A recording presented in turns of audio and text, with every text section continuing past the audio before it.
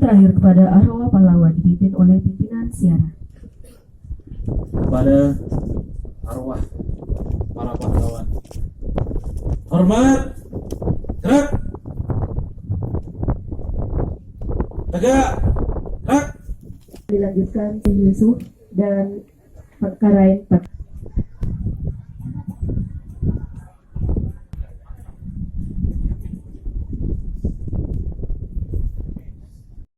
Ini merupakan rutinitas setiap tahunnya.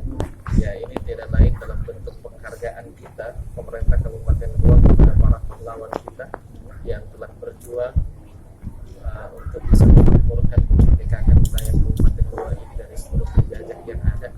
Sehingga dalam momentum Hari Jadi Goa kita diingatkan kembali atas perjuangan para pahlawan kita.